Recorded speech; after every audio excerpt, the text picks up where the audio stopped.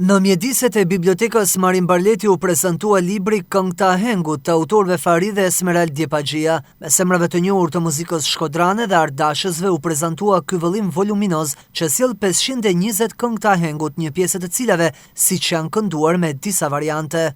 Ideja ka lind me mos të harrohet.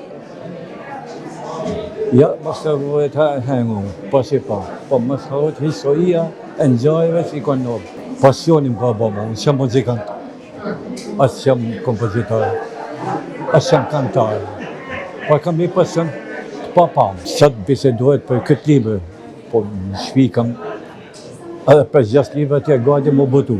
Këtë libër ka diska të beçan që ka historikën, janë këngë komplet, ka këngë 30 strofa, 40 strofa, 50 strofa. Ky është një butim i teksteve që është pasuria më e madhe që është mbledhur deri më sot për këngë. Është një mundësi e mirë për gjithë ahengjit, për gjithë muzikantët, për gjithë institutet që merren me studimin e ahengut, që të gjejnë krahasimet e tyre, sepse ky ka disa gjëra që edhe vetë si specialist nuk i kam hasur në për këto libra të tjerë. Kuptohet, ne jemi mësuar që këngë të ndëgjojmë me 2-3 strofa, po mund të them që këtu kam parë në këtë libër këngë edhe me 30 strofa. Ndofta në një edhe me 50 strofa.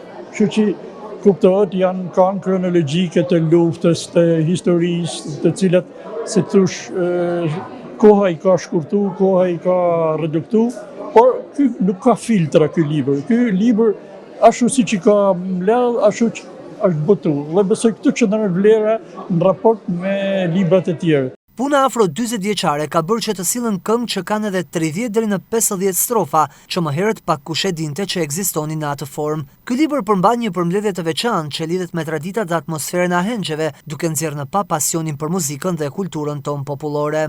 Nuk nohet kënga 50 strofa, pa historia do të mos shkru.